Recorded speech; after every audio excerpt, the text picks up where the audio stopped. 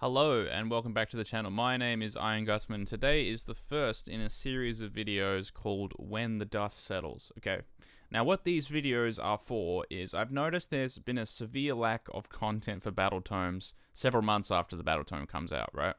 You know, the weekend the Battle Tome comes out and then the weekend afterwards, there's always stuff going on, people making initial impressions, but there's not enough follow-up content, right? So what I'm trying to do in here is see where the Battle Tome is at after a few months of, me playing it, seeing it played, seeing how it performs in the meta, all that kind of thing. So what we're going to do here is we're going to revisit, first of all, the allegiance abilities. We're going to have a look at them, see what is actually good and what's terrible, and then go into each of the units and talk about sort of how they initially seemed and then how we think now, okay? So the first thing I'm going to start with is the allegiance abilities. Now, these are some of the best in the game. Okay, I want you to get that in your head. These are some of the best in the game. We have some of the best summoning. We have a 5-up ward army-wide, which is ridiculous. And we have healing. We have a wheel. We have all sorts of things going on in these allegiance abilities. Now, recent Battle Tomes have actually had rather weak allegiance abilities. If you look at Stormcast, that actually has quite a weak set of allegiance abilities. So Maggotkin of Nurgle is somewhat unusual in that regard. So the first thing I want to talk about is, first of all, we got the 5-up ward. I mentioned that before, but in that rule is also that we heal 1 wound. So as a basis, that's an incredibly strong basis for an army, having a 5-up ward and healing 1 wound. Now, one thing that I think wasn't talked about enough, anywhere near enough in the initial reviews I watched and sort of what was being said, is this Locus of fecundity thing that's below it, okay? So it's quite strange that the units that get access to this Locus, which include the Great Unclean One, Horticulus, Maggotkin, and Festus the Leash Lord. But what this does is this disgustingly resilient rule that heals 1 wound, heals D3 if you're just within, so not wholly within, but just within 14 inches of a Locus, okay? Now, a lot of these units on this list are very expensive. Even Festus for a 1 cast is quite expensive. He's 150 points. But you really have to consider this ability and the strength of this ability across the game, okay? Even if you're only healing 4 times with the Locus, on average you're getting 1 extra compared to the 1 wound heal. So if you heal 4 wounds a turn for 5 turns, you're getting 20 wounds added on, okay? Incredibly strong. So all the models I've listed, so these are, the Guo, Horticulus, Maggotkin, Festus, all have more value than is apparent on the War Scroll. But they are priced often with this in mind, because obviously getting this heal across the game if they stay alive is huge. And, for the smaller guys, Horticulus and Festus, this instantly makes them, a value target for your opponent that's annoying to deal with. Because otherwise they're going to have to deal with this heal for most of the game. So, given the strength of this Locus, and some of the models in this list are also very good War Scrolls, it's in my opinion that you should bring at least one of these models with the Locus. Yeah. It's such a strong ability that I really think not bringing one jeopardizes your ability to stay alive in the game with, all your multi-wound models, okay? Right. So, the next thing that is incredibly strong is the summoning. This is even stronger than it was in the past book. Now, why is that? Well, in the past book, you would get 5 Plague Bearers for 7 contagion points. That's the summoning point name, okay? But, you could do that mostly every turn, because you would have Narmors that get you D3, and then you'd have the normal summoning we do now. Now, most of the time, you're going to get between 5 and 8 per turn. And then potentially Befouling Host can get you more. You can get, like 10 contagion points with Befouling Host per turn. Okay, now, what is the best in the summoning chart? Well, I've highlighted them in yellow, and these two are just way better than anything on the list, okay? Like, miles ahead of anything on the list. The 3 Nurglings and the Sloppity Bile Piper, okay? I can't see you really ever summoning a Scrivener unless you're running, like, heaps of Plague Bearers and you already have a Bile Piper. But the thing about the Bile Piper that's good is not only does it have its amazing buffs like no pile in, mortals do 6s to wound in addition, and +1 to wound, all of which are great in different circumstances. But it's also not even bad in combat. It's got 4 attacks, 4s, 3s, -1, 2 damage, which can also be 4s and 2s, -1, 2 damage. And I find it's actually able to hold its own decently well. And you know, on missions like Apex Predators, where you really need another leader model, this is a great summon. Okay, and then the other summon you have is 3 Nurglings. Now, Nurglings are incredibly annoying for anyone to deal with, okay? They have 12 wounds on a 6-up, 5-up, and they heal all wounds allocated to them at the end of the Battle Shock phase. Now, why is that good for a summoned unit? Well, you know that Locus thing I talked about before, okay? Obviously, that's not going to work on them because they heal in the Battle Shock phase anyway, but what that means is you can just safely deploy them outside the Locus's range when you're summoning them and not have to worry about them. They're this like great little you know, solo operating unit, and you can also stick them in your opponent's deployment zone to try and get the extra summoning points or stuff like that, okay? So I think these Nurgling Swarms are a great summon. I would never summon a Beasted Nurgle over a Nurgling Swarm. I've thought about this a lot, but in my mind, there's just no reason to summon a Beast of Nurgle over a Nurgling Swarm. Like, the damage is basically the same because Nurgling Swarms will get you heaps more disease points, right? Which is where in a 6 you add a disease point to your opponent, and then the Battle Shock phase on the 4-up it does a mortal wound. So that's great. Okay, so the summoning is amazing, but mainly you're summoning Nurglings and the Bile Piper. So you want to stock up on those. I have 2 Bile Pipers in my collection. I thought I wouldn't need 2. I actually bought a set that had an extra on and I was going to sell it, but I didn't because I need 2. And I did plenty of playtesting where I found myself summoning, like, I need 12 Nurglings and I need 2 Bile Pipers because some games I'm going to need to summon that many, so that's what we're having, okay? Alright, now let's talk about the wheel next. It might be kind of hard to read some of this, but I'm not going to go through each of them, but what I'll just say is that on this list, there are 2 that are really good, okay? So the +1 to disease rolls is excellent, so it makes it go from a 4-up to a 3-up. You do a mortal wound in the Battle Shock phase with all those disease counters. But with Witherstave, which I'll talk about later, that can also go to a 2-up. And then the absolute king on this list that is just amazing is the 4-up ward for your Nurgle heroes. If you get that in Battle Round 3, I've just found that it's so hard for your opponent to win the game. Like, your heroes are so tanky when they have a 4-up ward, especially if they have like a couple ways to get, well, there's one way, but to get rerolls on that ward. Okay, now given that the 4-up ward is the best buff, you might be thinking that we want to have it turn 1, but we don't. Okay, now the reason for that is, first of all, you know, aside from the Alpha Strike list, there are a lot of armies, you know, I'm thinking Soulblight, Gravelords, Beasts of Chaos, Legion of the First Prince, all sorts of armies that don't actually do much turn 1. So having a 4-up ward turn 1 is a bit of a waste. And then the other factor you want to consider is if you look at 2 and 3 here, the Feckin' Vigor, which, you know, you basically get the Locus even if they're not there, which is crap because you're going to take a Locus. And you know, it's actually okay late game if you're going to think you're going to lose your Locus, but round 2 it's garbage. And then the Burgeoning, where you just get some extra contagion points, not command points as it seems there, it's contagion points, is not very good on round 3, okay? It's great round 5, and okay, you know, it would be okay round 4, but obviously that's not possible because you can't start Uncorrupted Regrowth, but yeah, that's one that's not very good round 3. Okay, so given that, well, where's the best spot to start? Okay, so obviously we want to get the 4-up ward. You know, actually the ideal case would be turn 2, but they've structured it so you can't do that, I think quite deliberately. So I'm thinking the best case is turn 3. So in that case, we would have to start at 6, okay? So add 1 to the disease rolls you make. Not amazing turn 1, by any means. But the thing about it is your turn 2 is going to be kind of average as well, but then your 3, 4, 5 are going to be great. So you're going to get 4-up ward, and then you're going to get your Locus, even if your big hero has gone down, or your Festus or whatever's gone down, and then on turn 5 you're going to get like an average of 2 or 3 contagion points, which is actually quite good on turn 5. You know, you might need that extra stretch to get you an objective to win you the game, or just get some extra points, okay?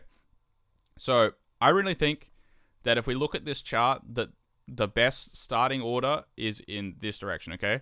You want to start on 6 or 5 or 4, okay? I think those are the 3 best, and then after that, you know, starting with the 4-up ward is okay. It was good in certain matchups, but then, you know, after you use the 4-up ward, then the next turns are quite weak. You know, it comes back in sort of round 5 with the subtract 1 from charge rolls and the no piling thing. That can be quite clutch, but your 2 and 3 are really weak, okay? And then 3 and 2 are also quite bad. I think 2 is the worst. I think 2 is terrible. You really don't want that Locus thing turn 1 that doesn't do anything. Your turn 2 doesn't do anything. Plague of Misery, the no heroic actions, and Rally or Inspiring Presence is really not that great because most units have champions. I mean, if you're playing against Gits, it's quite good, but other than that, it's a bit whatever. So I really think your best one to start at is 6, okay? Right, so that's the wheel. And now we need to talk about the sub-factions. Now, there are 6 sub-factions here. Of those, 3 are the only ones that are worth taking, in my opinion. These are these 3 ones, okay? So the Droning Guard, it makes Plague Drones battle line. That's the main thing it does. But it also subtract 1 from hit rolls for attacks that target Plague Drones in the first turn, the first battle round, or the battle round in which they were set up, in case you bring a Lord of the Afflictions.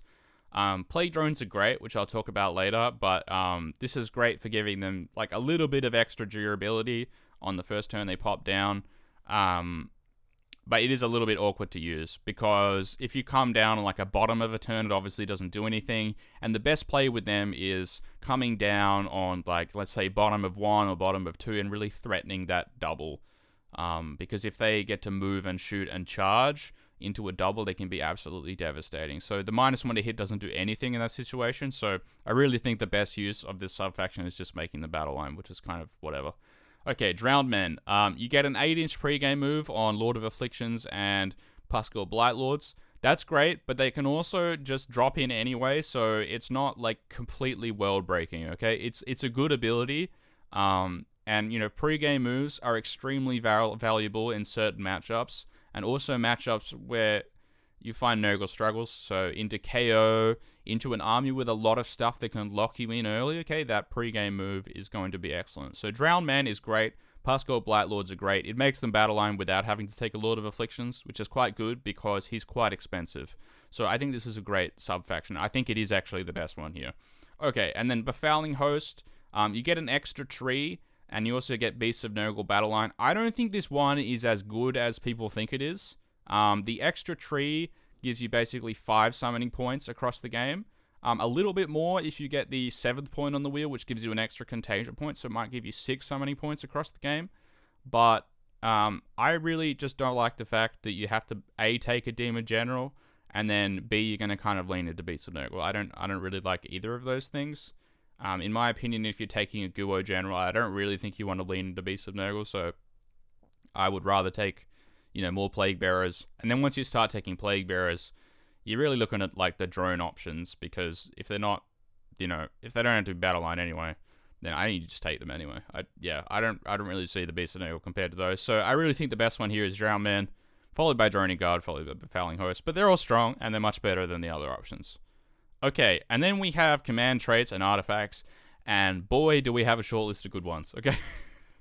There are only 3 good command traits, in my opinion. 2 of them are for the mortals. Now, some people might disagree with me on this one, but the Cycle of Corruption, so the wheel moving command trait, where you can just basically move it 1 ahead, is great. So, if we cast our eyes back to my wheel slide, imagine if you start 6, right? And then skip 7. So you'd have a 4-up ward turn 2. That is amazing, okay? Like, you've instantly just changed the nature of certain matchups, because now your opponent, you know, let's say they double you into 2 and they've gotten into your heroes, well, now you have a 4-up ward. So that's amazing. Yeah, there's nothing I can say beyond that than this command trait is amazing, and I don't think enough people are considering it. Now, why aren't they considering enough? Well, if you're taking Immortal General, you have access to, in my opinion, probably the best command trait in the whole game. It's right up there with that Sire one where you can't target anyone other than the hero in front of them. And this is enemy units within 7 cannot issue commands, and enemy units wholly within 7 cannot receive commands.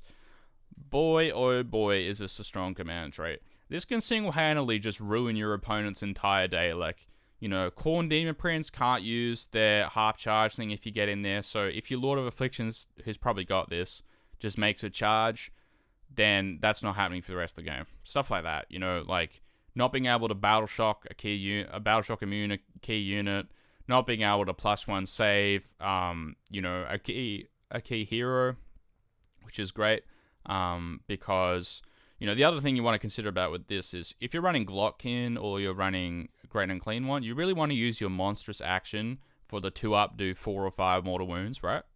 So you're not really going to roar. So you really want to have something like this or the Harbinger to deny your opponent the +1 save in the combat phase as well. So this overpowering stench is great with those units, and it's also just an incredibly strong command trait. Okay, and then the last one is a demon command trait.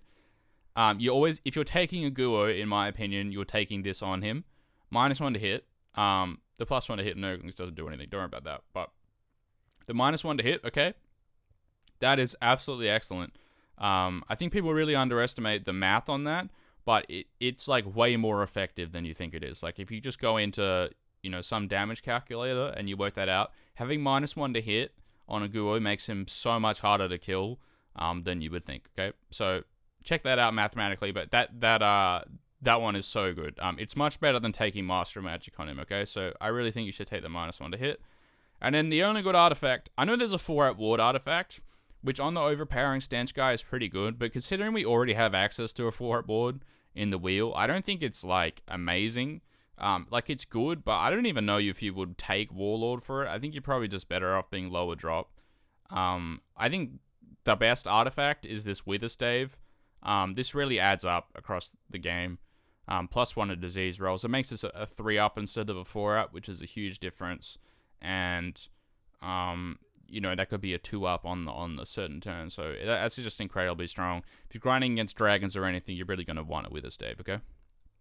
Okay. So now we have done the allegiance abilities, okay? So what do we have next? Well, we have the units, okay? Now, I have a few segments here. And the first of those is what I call the showers, okay?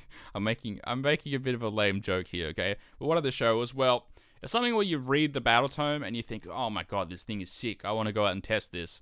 And in the actual game, it's maybe not as good as you thought it was, or it's actually really bad. Now, what are these ones? So here are all the pictures of these, okay? Now, Beasts of Nurgle. Well, they looked amazing on paper, okay? Run a bunch of them. They're all going to heal D3 a turn. They all run in charge and give them reroll to hit and +1 to hit with Horticulus. It all looks great. Now, what's the problem? Well, they don't stack enough disease points. That's the problem. So even though they're doing mortals on the charge and they're like okay in combat, they don't have enough attacks to stack the disease points, which makes them just mathematically worse than other options. You know, in particular, their main comparison is they cost 110 points for 1 with a 5-up, 5-up, and the Pascal Blightlaws cost 220 for 2 with are also 8 wounds with a 4-up, 5-up, are way better in combat, are faster, have access to drowned men, you know, do more mortals in general. They're just better in absolutely every way than a Beast of Nurgle. They also do mortals on the charge. So I don't see anything that this guy offers over Pascal Blightlords, aside from the fact that they can get reroll to charge, which I guess would be okay with Glotkin if you're using him to make these guys charge. But overall, I find them really weak in game. I find that they can't quite do the damage I need them to do to win trades, and I find myself trading down with them more often than I would like. So I think overall they are quite a lot worse than the other options, and that's why I think they're a bit of a shower. And Horticulus as a package with these guys is the same. To be fair, I don't think anyone realistically said Horticulus was that good. But you know, having 3 trees is nice and all, but if you have Beasts of Nurgle and Horticulus, your army is just really quite weak in the early game. I know you can get some more stuff in there, but you can't summon Pascal Blightlords, and Plague Drones are really expensive to summon. So if you're taking Beasts of Nurgle and Horticulus, you're going to be mostly summoning Nurglings and other Beasts of Nurgle, and those units are not going to win you games, okay? Those units are going to tie stuff up. They're going to, like, hold objectives that are unattended, but they're not going to win trades. They're not going to be able to take out big pieces. So, while these units are good, I just think they're not as good as the other options we'll go into a bit later. Now, the tree, which kind of links to the Befouling Host and these guys, it's only one contagion point, and other than that, it doesn't really do anything. The summoning range is lower, which I didn't mention before, but it's wholly within 7 of a tree, which is just quite small. So even if you've got them like set up around the board, it's not that much of an advantage in terms of summoning from them. So, I mean, they're not bad. It's 3 summoning points, but it's just not worth building your list around, in my opinion. All right, and then, well, we have the 2 combat Maggot Lords. Now, these guys are good. Like, don't get me wrong. They're actually really good, and I play with them. I just want to say that they're not, like, completely overpowered. One of them is, which is not here. The wizard one is completely overpowered, in my opinion, but these guys are not as strong as they might seem. Now, why is that? Well, the damage output is not amazing. Like, they do a decent amount of damage, and they often trade up, but it's not like a Frostsword or a Stonehorn level damage. It's not like a big hammer damage. It's more like just consistent good damage, okay? So these guys are good. I particularly like Morbidex because he doesn't die. Urgots has some good utility in the whole double general and the free command point thing, but I really like Morbidex for just sending him on his own solo ventures, summoning 3 Nurglings next to him, and just having his best life. So these guys are good, but they're just not like absolute S tier units in my opinion. Okay, so the next group of showers. Now, these 3, I feel like, well, one of them I feel like not that many people were saying were good. I just want to say that they're bad. The Filth Coven thing of the 3 Rotbingers is just not good, okay? It turns out that spending, like, over 300 points for 3 1-cast wizards that don't have any utility aside from one of them getting +3 to cast, it's just not worth it. Like, if you're playing singles and you can take Arcane Tome and Master of Magic on the one guy, it kind of seems good, but then if you're playing singles, like, it's not like you can pair them into matchups where your opponent isn't just going to instantly shoot off the guy who has Arcane Tome. So I just find that they're just not worth it, in my opinion. You just lose so much by taking 3 of these guys, and they don't do anything aside from cast 1 spell a turn. There's no other utility going on there, so I just think these guys are kind of weak. Now, the Lord of Afflictions I've also put on here, the guy in the middle. Sorry, guys, I know these pictures are kind of small, but Lord of Affliction is in the middle. He's just kind of expensive. Like, I know he's good, and he's great with the command trait. Don't get me wrong. Like, he's amazing with the command trait.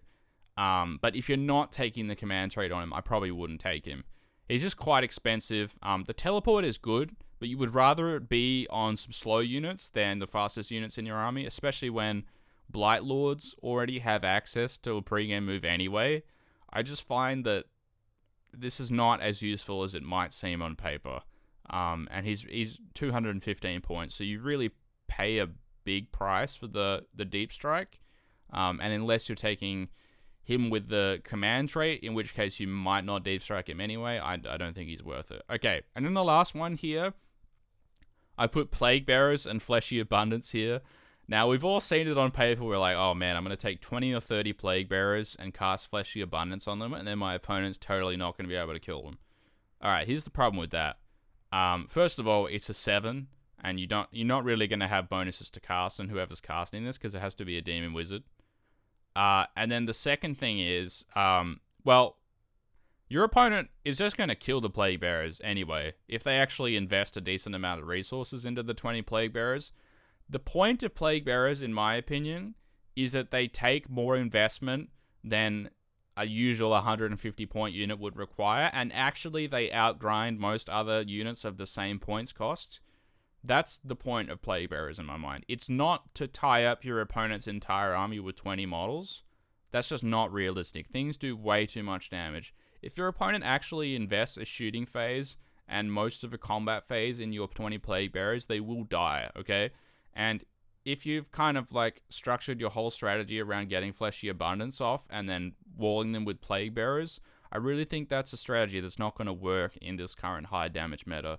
Not only are you relying on getting a spell off that's hard to get off, even if you do get it, as I've said, I just think they're going to die anyway. So you want your Plague Bearers, units of 10 Plague Bearers, as useful objective holding units that are going to win the grind against things that your opponent might think that they won't because of the disease points, okay? That is the point of Plague Bearers. So I used to take 20 Plague Bearers. I do run a Guo, but I now run them as 2 10s, and I still run Fleshy Abundance, but I'm really using that just to buff up one of them to make them a little bit more difficult to dispose of as screens or little skirmishing units, but they're not like tie your opponent's entire army up with one thing anymore. They're just a solid sort of trading unit, okay? So we have the showers. Now we're going on to the growers, okay? Now these are stuff that I thought was bad, or other people thought was bad, or not enough was said about them. Now the first one on here is the Maggotkin. I could make a whole video on this guy, on how I think it's the best war scroll that Games Workshop has ever written. It is, in my opinion, some of the best balanced models in Age of Sigmar. I'm really impressed with the development on this model's war scroll. It's clearly very expensive at 700 points, but the ability is so strong and provides so much skill expression that not only is it really enjoyable to play with, but it's definitely worth the 700 points, and it's possibly, it could be the best build in this book. I don't know. We haven't had enough time, but I really think that this is a strong model.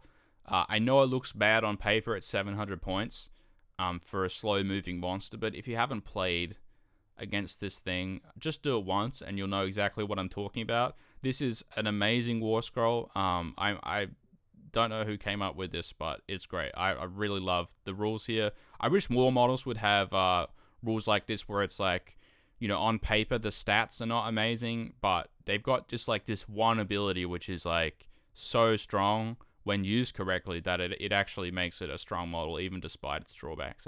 I just love this guy. So he didn't look very good on paper, but I think he's incredibly strong now. Now the Guo is shares a lot of the stats with the Maggotkin. Like it's a very similar war scroll. The main difference between the Guo and the Maggotkin is that the Guo can take Witherstave and the -1 to hit, so he actually ends up being more tanky than the Maggotkin because of the -1 to hit.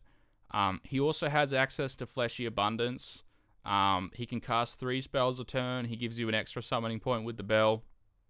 So what's really good about the Guo is he just kind of like does a lot of stuff for his points. Like he gives you some extra disease. He gives you some extra summoning points. He gives you an extra spell. He gives you like the best spell, which is Fleshy Abundance. He does all sorts of things for his points. Gives you a Locus as well, which Maggotkin does as well, of course. But really what your Guo just provides a lot of utility, and that's why he's so expensive at 495. You really got to consider it's not just the stuff that's on his weapon profile and his stats. It's everything else he does that makes it worth it. I usually run one of these two big guys. I know some people don't run either of them, but I just think the utility is there for both of them, so I do run them. Okay, next one. Putrid Blight Kings. Now, these guys are pretty atrocious on paper. Like, you would look at them and you'd think, compared to the last edition, like, oh my god, these guys went up 100 points to get a 5-up ward. Now, that's not the whole story here, okay? Not only have they got a 5-up ward, they also gained Rend. They also gained Mortals at the end of the combat phase. They also gained Disease rolls, okay? So, with all those things together, what you have, in my opinion, is like the strongest crap-killing unit in the book, okay? You have a unit that, if your opponent's going to send like 30 skinks their direction or something, they're just going to mow through them. Like, they're not going to one-hit them by any means, but it's going to mow through them. Like, you just get through crap with these guys like it's butter. Now, they're quite expensive at 250. I still think they're maybe like 10 points overpriced or 10, 20, but give them a try in your games. Like, you would be surprised how strong these guys are. Now, with the +1 wound from the Maggotkin, do I think these guys are worth it? Yeah, in a unit of 5, they're worth it. You should put them in your Maggotkin list, because then they count as 2 on objectives.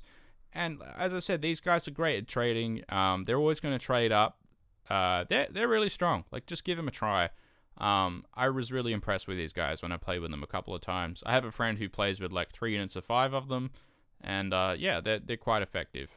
Okay, they're not god tier units by any means, but they're a very strong unit. And the last unit, which I have to say I have a personal attachment to, is the Plague Drones. These guys have insane shooting. Like, it took me like 3 takes to realize exactly what's going on. I'm like, okay, so 7-inch range, and I'm going to assume that it's all the models inside the range up to a maximum of 7, and then 3 is no random damage 1. No, that's not what it is, okay? These guys have 7-inch range, but if you're in range of 1 model in the target of unit, you just get attacks equal to the number of models in that unit up to a maximum of 7. So you don't have to be in range of 7 models, just 1 model in the unit, and then you get like up to 7 with each model, which can be 21 attacks. Now, why is that good? Well, we don't have a lot of shooting in this army, okay? So what that means is that when we want to kill something, we have to commit our body to kill them, okay? Now, these are one of the few units where it's like, I can stay outside of combat range and shoot you and not charge if I want to give myself options on the next turn, or I can charge another unit after I've shot one. I can shoot a screen out of the way. I can unleash hell with these guys. They're great at unleash hell because you're just getting 21 attacks and you're mostly rolling for the disease anyway. These guys take a Blades of Putrefaction incredibly well. That's the one that makes you do mortals on the disease points on 5s and 6s instead of just 6, because that means you can spread, like max 7 to 2 units with the shooting and then combat. These guys also get the Sloppity synergy, so you can do mortals in combat. You can have the no piling closer thing. So this is an incredibly strong unit. It looks a bit confusing on paper because you're just like, when I read the book, I was like, what the hell do these guys do like over Blight Lords, and what do Blight Lords do over these guys, and like, is there any practical difference between the War Scroll? Well, I did the math, and the damage is basically the same. So what's the difference? Well, it's just whether you want a shooting unit or whether you want a combat unit. I think that's really the difference here. Now, I know they're short range shooting, but even that is going to provide certain utility in certain situations over the Blight Lords. And then sometimes you just really need something to die in combat. So the Blight Lords are a little bit better in that situation. They're not going to suffer as much when your opponent doesn't have, 7 max models as these guys. If these guys can't shoot a multi-model unit, like against Gargants or something, these guys are nowhere near as effective as the other flies. So just keep that in mind. But it's a strong unit. Okay, moving on. We're into the gods, okay? These units are the best units in the book, okay? Just keep that in mind. Now, I'm going to have some strange takes here. I think some of you are going to be a little bit confused by this, but just trust me on this one, okay? And if you're not sure about something and you want to tell me I'm wrong, which is perfectly fine, I just want you to try it once, okay? Just want you to try it once. That's all I'm asking. Okay, so here we go. Here are the gods. Okay, so some of them look a little strange here. Right now, you'll notice Epidemius is there, and you're thinking, all right, so clearly this guy thinks that Epidemius is not 7 max rerolls per game. So what he does, right, is you roll a bunch of dice according to a chart each hero phase, and you like record new diseases, and you can use them to reroll like casts, unbinds, dispels, or wards, okay? Now, you can only get a maximum of 7 of those per game. So immediately people think like, 7 rerolls, that's whatever, right? No. 7 rerolls is not whatever. 7 rerolls is effing brilliant, okay? 7 rerolls can totally make or break a game. Like your opponent going in for a bring it down battle tactic, I reroll 7 of my wards, okay? Something like that. Or I reroll 5 of them. I reroll 1 at a time until my unit lives, and then he doesn't get the battle tactic. What's another example? My opponent casts some spell that's going to totally screw up my game plan. So let's say they cast, some like half move spell on the Plague Bearers. They cast, what's that spell from Amvilgard? The no save spell. They cast Lambent Light from Lumineth. They cast the, even just Empower from Lumineth, the 5-ups do mortals instead of 6s. Any of these, you're going to love to reroll and unbind against, okay? So, we have wards and we have unbinds. And then the third main thing is cast, okay? And that's where this guy next to him, who's looking so lovingly at him, comes into play. This is Mr. Blowab Rot Spawned, okay? Or Rot Spawned, one of those. This guy has the strongest spell in the whole game. I'm convinced it's the strongest spell in the whole game. Now, obviously, like, Techlist has a 5-up board, and that's mental. Like, let's put that aside for a sec, because it's not really a spell. It's more just like a buff thing, okay? This spell is absolutely crazy, right? At the end, until your next hero phase, so it lasts 2 turns, or potentially 3 turns on a double, okay? Your opponent, you basically roll a dice at the end of phase, which the target unit suffers any damage, and that's just allocated wounds, okay? And on a 2-up, they take these 3 mortal wounds. So, you know, there are ways to do damage in the hero phase, movement phase, shooting phase, charge phase, combat phase, battle shock phase. You can easily do that on your turn. So that's going to be like, you know, on average of 5d3 extra mortal wounds. And then even if you don't kill that unit, your opponent is going to be so deterred from sending that unit in on their turn, because they're going to have to take that again. So this unit is so strong for that reason. Now the combat is like, compared to Orgots, he just has 4 less 3/3 neg1 2 damage attacks, which is like, who cares, man? It's not going to do anything anyway. It's the mount that does all the damage with the 3s 2s neg 2 3 damage. He does lose a point of save, that's a big thing, but he makes up for that in his combat phase ability, which at the start of combat phase, and also the enemy shooting phase. So both players combat phase, but only enemy shooting phase. You roll a dice for each enemy unit within 7. On a 4-up, they take a mortal wound and a -1 to hit in that phase.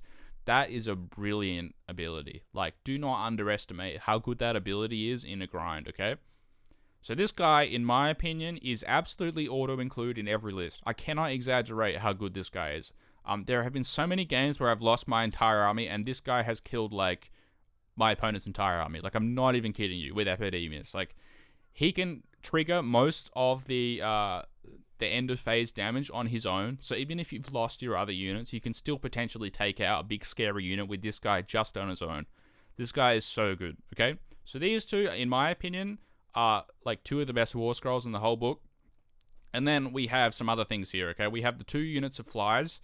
Now, as I said before, they're kind of comparable, but both of them are competing for the best, like, troop war scroll in the unit, in my opinion. These guys are both amazing.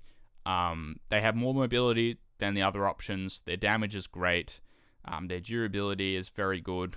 Nothing bad to say about these guys. They're both great. Okay, and then we have, I put them in the corner because you never take them in your list, but they're great summons, and the war scrolls are amazing. These are Sloppity Bilepiper and the Nurglings, okay? Okay, we're almost at the end, but let's talk about the bad stuff, okay? So, I really feel like I should play like a classical violin soundtrack at this point, but these guys are bad, like really bad. First one is Lord of Blights, I believe that's his name is. This is the guy with the 3-up save. He lets you shoot with like the heads. This guy's terrible. Compared to the other guy, which gives you like +1 attack and a contagion point or whatever, this guy's just garbage. I don't see any reason you'd take him. The Rotbringer Sorcerer as well, I think, is terrible. And the model's great. I'm really sad it's bad, but it is. Gut Rot's just too expensive. Like 170 points for a Deep Strike, like, who doesn't do anything else. And it also has to be like, it's an outflank, right? It's not even Deep Strike, so you got to come on the board edge. You know, and it's sick that you can do with Glotkin, but I just think you don't. I think he just deploys stuff, so I don't really get this guy. The Scrivener, I just don't really see the point. Like, +1 save on Plague Bearers is great and all, but you're not really going to take an entire army of Plague Bearers, I don't think. I think that's just going to lose the grind to a lot of stuff, so I don't think the Scrivener's worth it. You might summon him in if you've already got a Bilepiper and you've got a bunch of Plague Bearers, but I don't rate this guy. He's too expensive. The other guy, the Poxbringer, this guy's 145 points for a 1-cast wizard. I said he was terrible the day he came out. He's only seemed more terrible to me as time has gone on. I would never take him. And the last one is Rodigus. This guy's like not necessarily the worst war scroll. Like, you can take him and feel good about taking him, but just run a Guo instead and really see the difference, because the Guo, you're going to have the -1 to hit command trait. You're going to have you know, the Wither Stave. You're going to have the extra spell with the Barbblades. You're going to have the extra summoning point. You're going to have the better combat. So this guy sacrifices all that for his spell, which does D3 mortal wounds, but I just found people just heal it every game I cast it, so I don't see the point of running him. I think he's not very good, unfortunately. But he looks very cool. That's always a bonus. Certainly looks better than the Poxbringer. Okay, so those are the losers. Rest in peace. The stuff that I haven't really included here often is on this stuff I'm still unsure about list. Now, we're going to start with the Blood Kings. I'm still unsure, like, I said they were good, but, like, I'm not sure, like, how good is. You know, like, are they worth taking over Pascal Blight Lords? I don't know, so I'll get back to you on that. It's possible that they might be. Okay, and then next we have Festus and the Harbinger of Decay. Festus, I think he's good. I just haven't found his heal ability to be that good because he has to be within an inch of the unit that he's healing, and I found that quite difficult to pull off. He's great for the Locus. His spell is quite good, but he's still quite expensive and quite squishy for his points. The Harbinger, the 3-up quote-unquote raw that can dodge Hunters of the Heartlands is very interesting. Yeah, I'll have to see what I think about with him. It might be worth taking him. I would consider taking him with that move the wheel to the next stage thing. That could be quite a good use of him. I would like to try him, but he's not in the list that I'm running at the moment. But it's possible that he's good. Okay. And the last thing that I'm unsure about is who's better on this list.